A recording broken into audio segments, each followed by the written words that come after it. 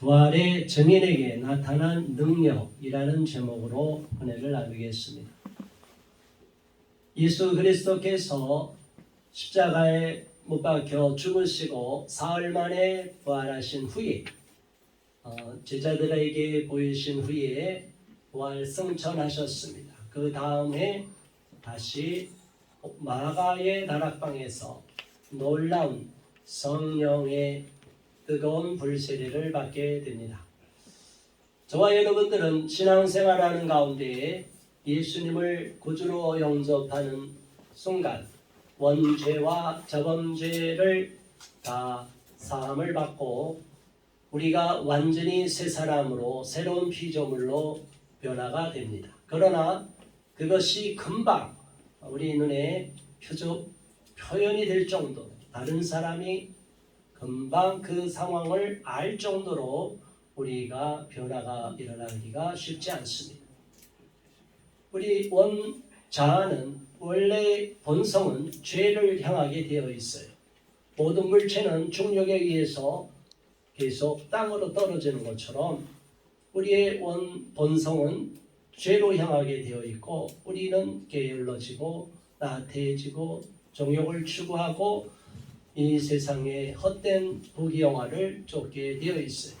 이러한 저와 여러분들의 마음속에 하나님을 더 경외하며 하나님을 진정으로 알고 변화가 일어나며 삶에서 완전히 바뀐 인생이 시작이 될 경우에는 그것은 우리의 힘으로 가능하지가 않습니다. 저와 여러분은 성령으로 충만함을 받아야만이 이 일이 가능하다는 것을 깨달으시기 바랍니다. 예수님을 구주로 영접한 저와 여러분에게 성령이 임하십니다. 그러나 그 성령이 연약한 상태로 우리의 육체가 계속 본성이 가로막고 있으니까 성령의 충만함을 누리질 못하게 돼요.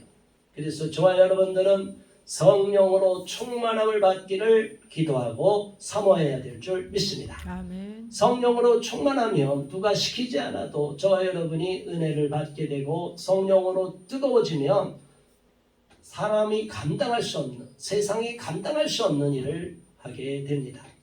세상 사람들이 뭐라고 할지라도 이 세상이 어떻게 흘러가고 악한 세상이 된다 할지라도 성령으로 충만함을 받은 저와 여러분들은 어떤 어려움에도 다 돌파의 능력을 주실 줄 믿습니다.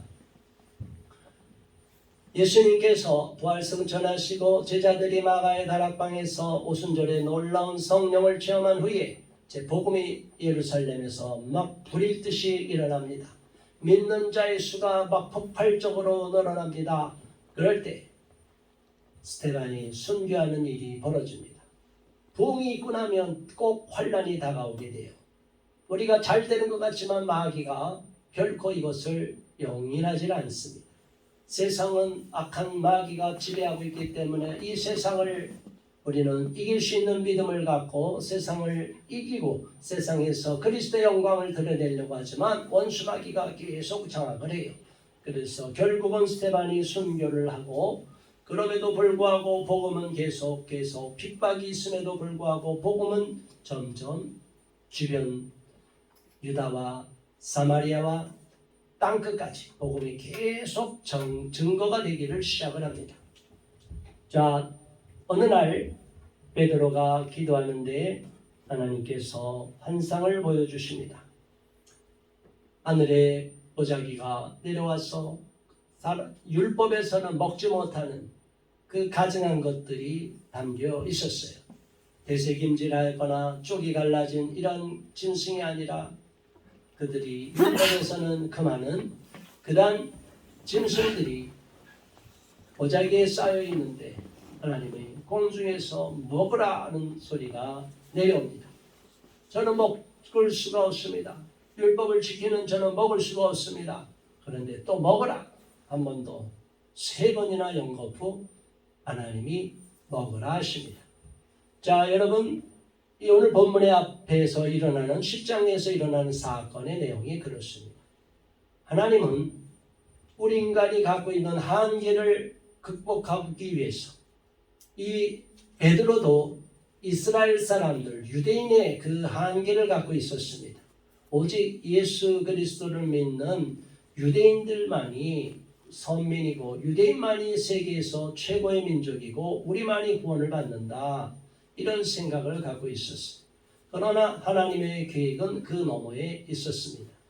이스라엘, 육적인 이스라엘을 넘어서 영적인 이스라엘, 온 세계 인류를 다 구원하고자 하는 뜻이 있었는데 이들은 민족이라는 울타리, 바운더리를 벗어나기가 너무나 어려웠어요.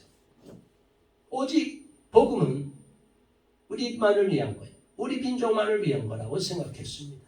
예수님이 이 땅에 오셔도 메시아로 오시고 이 민족의 구원자로 오신 것뿐이지 그리고 바리새인과 제사장과 사두개인 저 악한 서기관들이 장로들이 죽인 것뿐이지 여전히 저들의 마음속에는 우리 민족, 우리 유대인만이 구원받는 것이다 라고 생각을 했어요.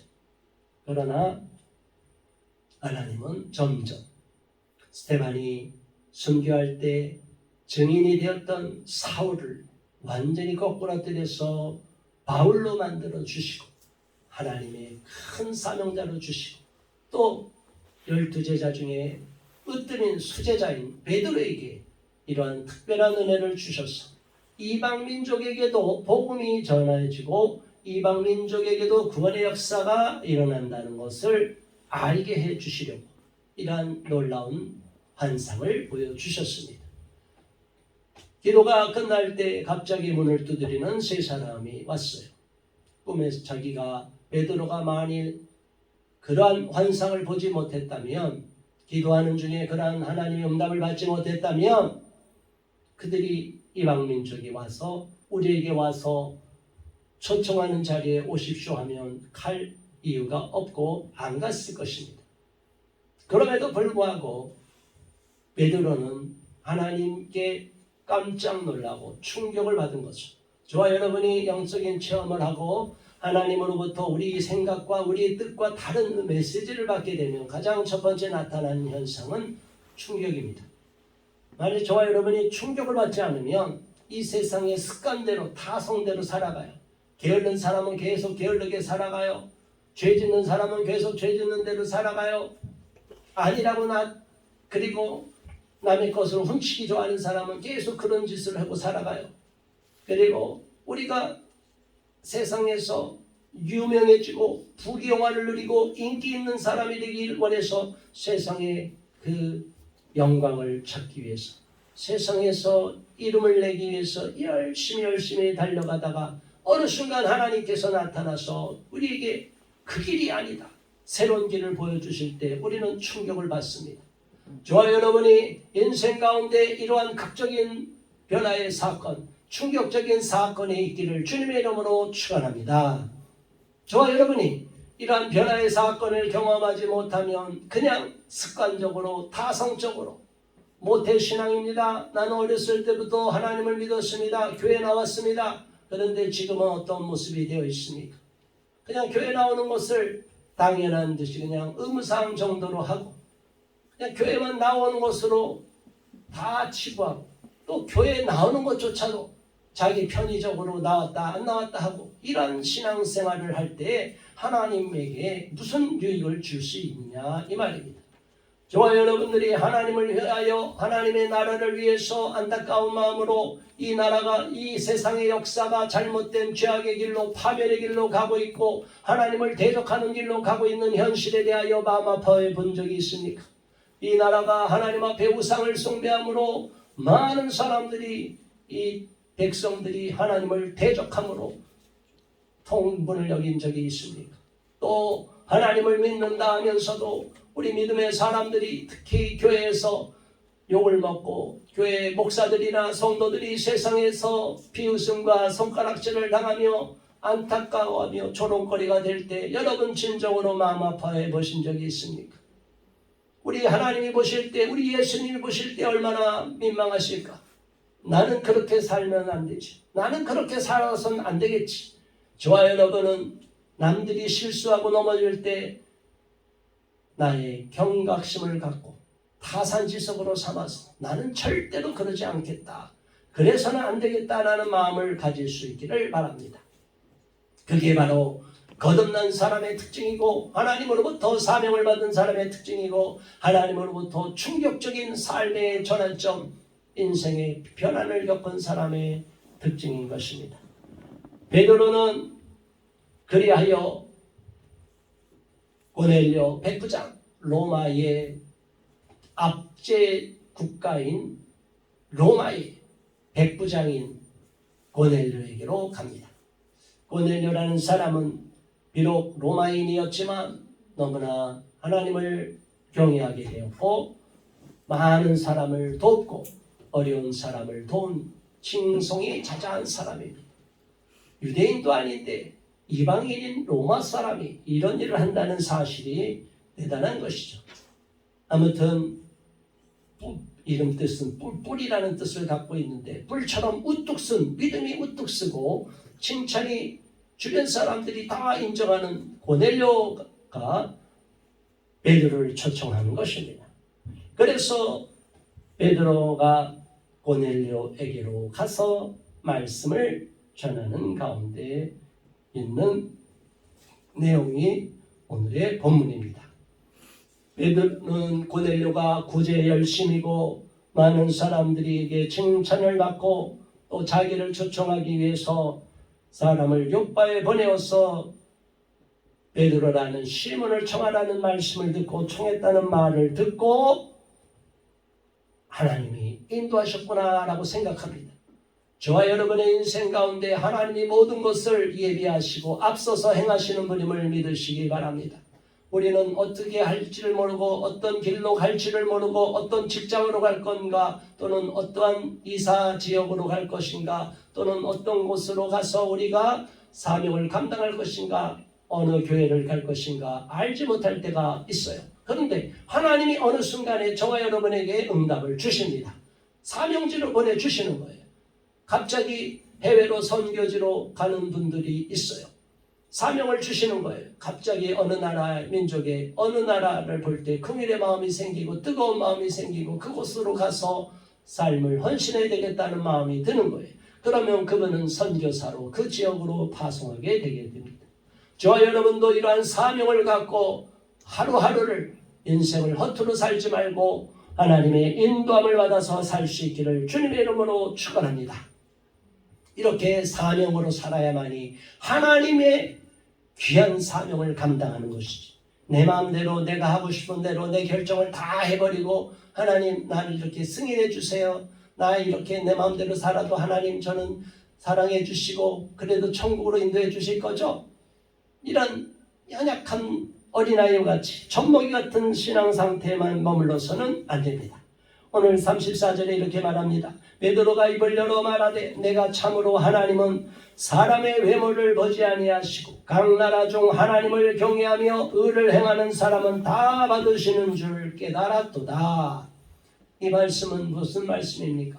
베드로조차도 유대 민족만이 구원을 받고 우리 민족만이 구원을 받는 줄 알았는데 이 고넬료를 보고 나니까 하나님이 인도하셔서 고넬료에게도 하나님이 나타나셔서 나를 부르라고 했고 나 또한 환상을 보고 이곳에 와서 이야기를 듣고 보니까 놀라운 것을 경험합니다. 하나님은 사람의 외모를 보지 않는다고 그랬습니다. 저와 여러분은 껍데기를 보고 그 사람이 형편을 보고 현재 그 사람이 어떠한 수준이 있고 얼마나 재산이 많고 어느 지역에 사느냐 그것만을 보고 사람은 외모로 판단을 하는데 하나님은 그렇게 판단하지 않는다고 합니다. 저와 여러분은 절대로 겉모양으로 사람을 판단해서는 안 됩니다. 교회에 나와서도 외모로 사람을 판단하는 그러한 죄를 저질러서는 안 됩니다. 우리는 사람을 그냥 그 모습 그대로 하나님이 한 사람 한 사람을 소중히 여기셨기 때문에 그 모든 사람을 소중히 여기는 마음으로 저와 여러분들은 한 영혼을 귀하게 여겨야 됩니다. 그런데 더 나가서 유대인만이 아니라 이스라엘 민족만이 아니라 이방 민족 각 나라에서도 구원받을 사람들을 하나님이 택하시고 하나님을 경외하며 의를 행하는 사람들은 다 받으시고 구원하여 주신다는 것을 깨달았도다. 바울이 하나님의 사명을 받아서 이방 민족으로 갔는데 베드로도 민족을 위해서 자기 민족에 대해서 안타까움, 긍휼의 마음, 애착이 강했는데 그런 베드로에게조차도 이방 민족에게도 구원의 길이 열려 있다는 것을 알게 하셨습니다. 37절에 만유의 주 되신 예수 그리스도로 말미암아 화평의 복음을 전하사 이스라엘 자손들에게 보내신 말씀 곧 요한이 그 세례를 반포한 후에 갈릴리에서 시작하여 온 유대에 두루 전파된 그것을 너희도 알거니와 그랬습니다. 예수님이 이 땅에서 사역을 하시기 전에 회개의 복음을 전파한 세례 요한이 광야에서 회개의 복음을 전파했습니다. 세례 요한이 복음을 전파하시고 그 전파하는 것 놀라운 세례를 전파한 후에 그 많은 사람들이 다시금 하나님 앞에 나와 회개를 했고 그 이후로 예수 그리스도가 공생애를 하면서 많은 사람이 회개하고 돌아서서 천국 복음을 듣고 구원을 받게 되었습니다. 만유의 주 되신 예수 그리스도로 말미암아 그랬어요. 만왕의 왕 만유의 주 만물의 주인이 되신 예수 그리스도, 예수님은 인간의 몸을 입고 오셨지만 예수님은 하나님이십니다. 우리 하나님이신 예수 그리스도가 이 땅에 화평의 복음을 전하시고 이스라엘 모든 자손들에게 복음을 전하시는 것은 물론이고 이방 민족 온 세계 인류를 구원하시기 위해서 이 땅에 오신 것을 우리는 기억하시고 우리 예수님이 제자들에게 온 유대와 사마리아와 땅끝까지 이르러 복음을 전하라, 증인이 되라 이렇게 말씀하셨어요. 저와 여러분은 무슨 증인이 되는 것입니까? 예수님에게 직접 경험하고 직접 예수님을 만났던 사람들은 예수님이 죽었다 살아나시고 승천하시고 저와 여러분을 위해서 구원의 길을 열어셨다는 것을 다 아는 거예요. 그 사실을 증언하는 거예요. 간증하는 거예요. 계속 알리는 거예요. 저와 여러분은 세상의 것, 세상에 쓸데없는 지식만을 전하는 것이 아니라 학교에서 공부할 때는 필요하지만 불필요한 지식을 주변에 알리기보다 이 놀라운 사실, 예수 그리스도가 구원자가 되시고 예수 그리스도를 믿음으로 말미암아 우리는 원죄와 자범죄를 다 용서함을 받고 예수님께서 십자가에서 흘리신 보혈로 말미암아 우리의 모든 죄가 씻김을 받고 예수 이름으로 우리는 구원을 받고 영생을 누리고 천국 백성이 될 수 있습니다. 오늘 죽어도 지옥에 가지 않고 천국에 갑니다. 이 사실을, 이 놀라운 굿뉴스, 복음을 전하는 것이 저와 여러분의 사명인 것입니다. 그것이 하나님 앞에 칭찬을 받는 것입니다. 38절에 하나님이 나사렛 예수에게 성령과 능력을 기름 붓듯 하셨음에 그가 두루 다니시며 선한 일을 행하시고 마귀에게 눌린 모든 사람을 고치셨으니 이는 하나님이 함께 하셨습니다. 오늘 이 38절의 말씀에 사도 베드로가 하나님 예수님이 이 땅에 오신 그 사역의 핵심을 가장 엑기스로 요약하여 말씀하십니다. 나사렛 예수 그리스도 구원자 되신 예수님이 이 땅에 오셨을 때 예수님에게 하나님이 성령과 능력을 기름 붓듯 하셨다는 거예요. 그러니까 그런 능력과 초자연적인 이적이 나타나는 것이지 우리에게도 마찬가지입니다. 하나님의 일을 감당하기 위해선 이렇게 예수님에게 성령과 능력을 부어준 것처럼 저와 여러분도 하나님으로부터 성령과 능력을 받아야 될 줄 믿습니다. 성령과 능력을 받게 되는 그러한 기적을 경험할 때 세상이 감당할 수 없는 놀라운 이적을 경험하게 되고 우리를 통하여 나를 통하여 하나님의 영광을 받으시게 될 줄 믿습니다. 그리고 그가 두루 다니시면서 선한 일을 행하셨어요. 착한 일을 행하시고 어려운 사람을 도우셨죠. 그런데 더 특별한 것은 마귀에게 눌린 모든 사람을 고치셨으니 그랬어요. 자 여러분, 오늘날도 지금 병든 사람이 많아요. 병에 들고 억눌려 있고 인생이 너무나 비참하다고 생각하면서 슬퍼하는 사람이 많아요. 그런데 여러분, 이 모든 억눌린 사람을 풀어주는 것, 병든 자를 고쳐주는 것, 지옥과 같은 저주의 삶에서 벗어나는 것은 우리 힘으로 안 되는 것이 아니라 예수 그리스도로 말미암는다는 사실을 믿으시기 바랍니다. 예수님으로 말미암아 저와 여러분의 인생이 바뀌고, 예수 이름으로 말미암아 저와 여러분의 집안이 바뀌고, 예수 그리스도로 말미암아 우리의 인생이 완전히 새로운 인생으로 바뀌며, 죽을 병에서 고침을 받고, 사망에서 고침을 받고, 귀신에게 잡혀서 종노릇하고 사탄의 종노릇했던 사람들이 다 벗어나게 되는 거예요. 마귀에게 눌린 자를 다 벗어나게 하십니다. 마귀의 쫄개인 귀신들에게 다 잡혀서 귀신의 앞잡이 노릇을 하는 사람들이 얼마나 많은지 몰라요. 지금 유튜브를 보고 인터넷을 보면, 광고를 보면 무당들이 광고를 그렇게 많이 해요. 점을 치라는 광고가 그렇게 많아요. 여러분, 재미로 삼아 무슨 점을 치고 타로점이니 뭐니 별게 다 있다고요. 여러분, 빠지지 마시기 바랍니다. 예수 믿는 사람들이 거기에 빠지면 하나님을 욕보이는 거예요. 우상을 숭배하는 거예요. 하나님을 모욕을 하는 거예요. 예수 믿는 사람이 어떻게 귀신 들린 자 앞에 가서 점치는 예언을 받습니까? 어떻게 무당한테 찾아가고 예수 믿는 사람이 어디 다른 종교를 믿는 자들 앞에 가서 굽신거립니까? 억울하다고 해서 그 유명하다는 어느 불교인 앞에 가서 인생을 상담하는 어리석은 목회자 3호까지 있다는 통분을 금할 수가 없습니다. 저와 여러분은 하나님 앞에 모든 문제를 아리고 기도할 때, 또 기도하는 가운데 만나는 영적으로 하나님 앞에 바로 선 영적인 리더 앞에 가서 그 문제를 상담을 해야지. 어떻게 이방 종교를 믿는 자, 다른 종교를 믿는 사람 앞에 가서 자기 인생 고민을 상담하고, 무당 앞에 가서 자기의 미래를 점치고, 어떻게 하나님을 이렇게 비웃고 조롱할 수가 있느냐 이 말입니다. 우리는 은혜로운 교회는 금요일날 계속 지금 에스겔서를 묵상하고 있습니다. 은혜를 나누고 있습니다. 구약의 선지서를 볼 때 가슴이 아프고 통탄스러운 것은 뭐냐면, 끊임없이 하나님이 기회를 주고 기회를 줌에도 불구하고 이스라엘 백성들은, 멸망한 북쪽 이스라엘뿐이 아니라 남쪽에 남아있던 유다 백성들은 끝까지 하나님 앞에 돌아서지 않고 오히려 우상을 숭배했어요. 가정한 이방신을 숭배했습니다. 예루살렘 그 안에 있는 성전에서도 우상을 숭배했어요. 장로들이 그 짓거리를 했어요. 제사장들이 그 짓거리를 했어요. 동방신을 숭배했어요. 그 사면에 온통 가증한 곤충들이 새겨진 그 앞에 가서 절을 했어요. 우리 하나님이 통분히 여기시니까 이 가증한 예루살렘 백성, 이스라엘 민족을 남겨둘 수가 없다. 유대인들을 다 멸망을 시켜버립니다.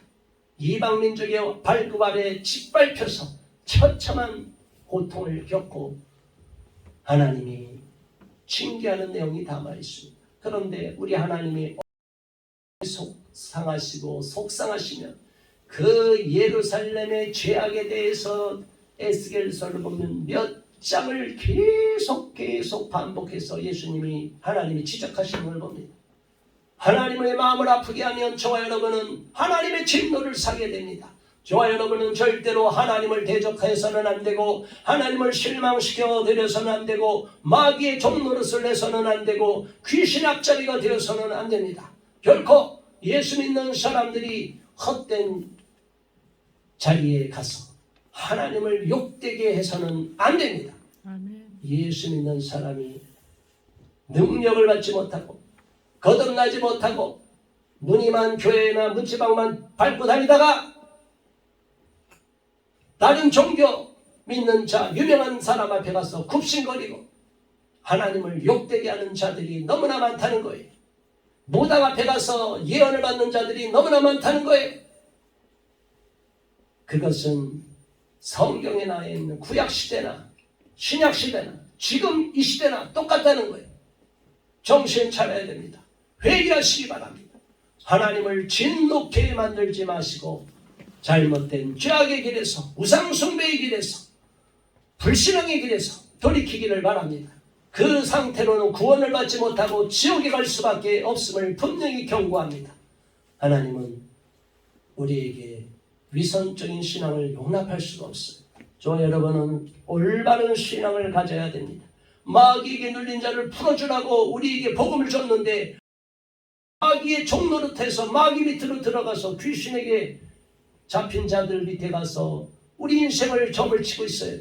정신 나간 자들이 너무나 많아요. 우리는 한국교회가 회개하고 거듭나고 새로워져야 됨을 깨닫습니다.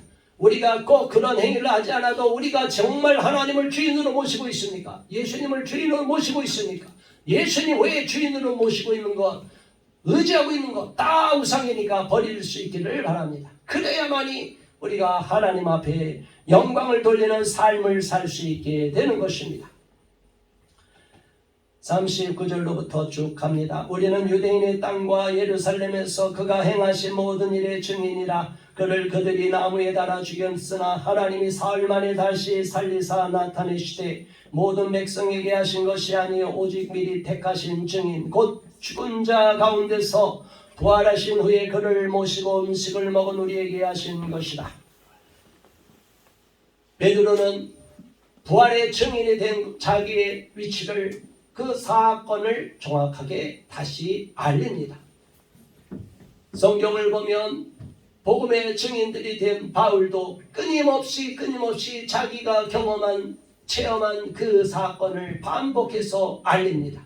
반복해서 이야기합니다. 저와 여러분이 복음을 전하는 자세는 바로 그것입니다. 저와 여러분이 하나님을 믿게 된 계기, 하나님을 믿고 나서 어떻게 되었는가, 그리고 변화된 이후에 내 삶이 어떻게 되었는가를 주변에게 알려야 돼요. 그래야 그렇구나, 그렇게 어려운 인생을 살고 어려운 가정에서 살았는데 예수님을 믿고 나서 그렇게 바뀌었군요. 그래서 바뀌어서 지금도 어렵지만 그럼에도 불구하고 하나님을 의지하면서 그렇게 웃으며 살 수 있군요. 저도 그러한 하나님 믿고 싶어요. 그러한 예수님 믿고 싶어요. 저와 여러분이 그러한 부활의 증인이 될 수 있기를 주님의 이름으로 축원합니다. 베드로도 그러한 것을 증언하는 거예요. 내가 경험한 예수님을 증언하는 거예요. 저와 여러분이 예수님을 이렇게 널리 주변에 알릴 수 있기를 바랍니다. 그러나 사람들이 복음을 부끄러워하는 경우가 많아요. 에이, 나 같은 사람이 뭐 복음을 전해. 에이, 난 남들보다 공부도 못하는데. 에이, 나는 남들보다 잘 살지도 못하는데. 에이, 난 남들보다 잘나지도 못했는데. 이런 바보 같은 소리 하는 사람들이 있어요. 구원받는 자의 공부를 잘하고 못하는 게 무슨 소용이 있어요? 부자인데 가난하든 무슨 소용이 있어요? 구원의 역사는 우리 인간의 보는 기준을 다 제거시키고 오직 하나님의 절대적인 권능으로 이루어지는 거예요. 하나님의 주권적인 역사로 이루어지는 거예요. 구원받을 자들은, 하나님이 택한 자들은 전파하는 자가 없으니 어찌 들으리요. 전파를 해야만이 복음이 전해지기 때문에 저와 여러분의 입술을 통하여 증거하고 삶을 통하여 증거해야만이 그들이 예수님을 알게 되고 구원을 받게 되는 거예요. 그러니까 우리 학생들을 공부한다고 해서 난 공부 잘 못하니까 공부 잘하는 애한테 전도도 못하겠네, 이런 어리석은 말은 해서는 안 돼요.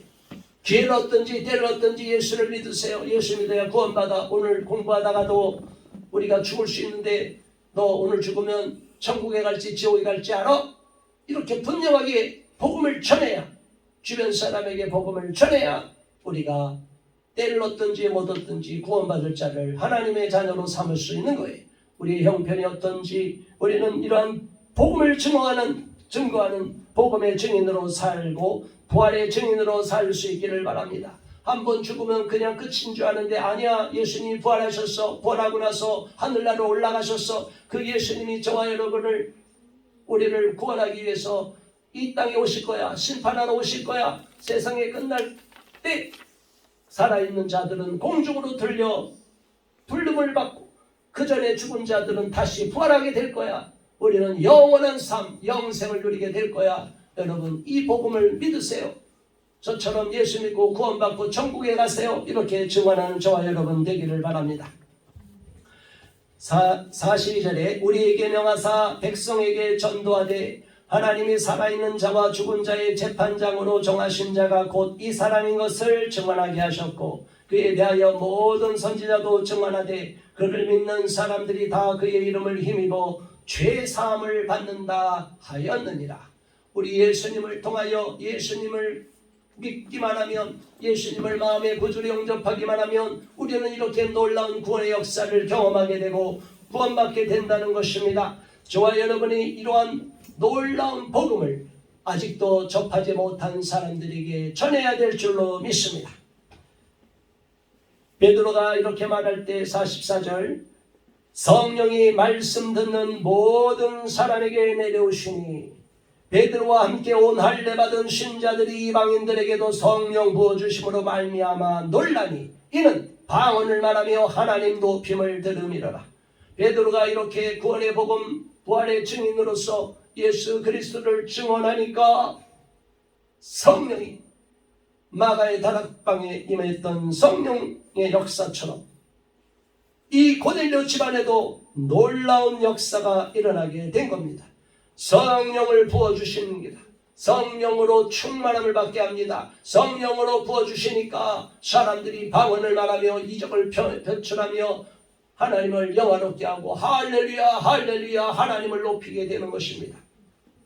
저와 여러분이 이렇게 부활의 증인으로 살아갈 때 하나님의 역사하시는 것입니다. 저와 여러분에게 아무것도 아니고 저는 지금 가진 것도 없고 초라합니다. 하나님 저는 부족합니다. 세상 사람들이 알아주지 못하는 위치에 있어요. 저는 남들보다 유명하지도 않아요. 그렇다고 할지라도 저와 여러분은 복음을 전하는 것을 멈춰서는 안 되는 거예요.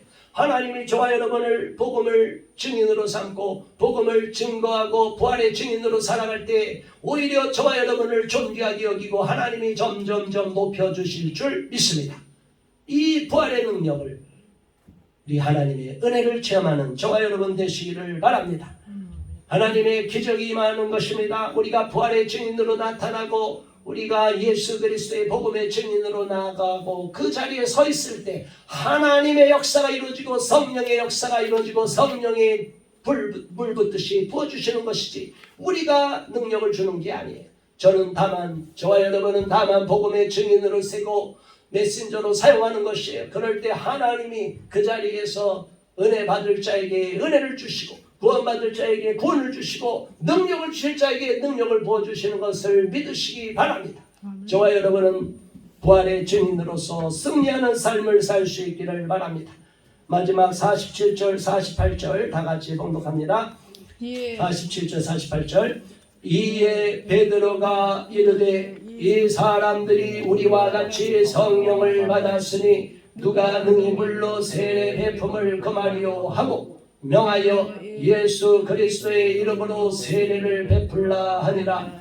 그들이 베드로에게 며칠 더 머물기를 청하니라. 아멘. 저와 여러분이 베드로와 같이 은혜를 받고 나니까 이 사람들도 구원받은 사람이니까 세례를 다 받아야 되고 세례를 베풀기를 멈출 필요가 없다. 누가 그 말이요? 저와 여러분은 예수 그리스도의 이름으로 구원을 받은 자들은 입술로 예수 그리스도를 주로 신한 자들은 세례를 받게 되는 것입니다. 그리하여 이 고넬료와 고넬료 아내와 가족 주변 사람 다 이날 세례를 받고 구원을 받게 되는 기적이 일어난 것입니다.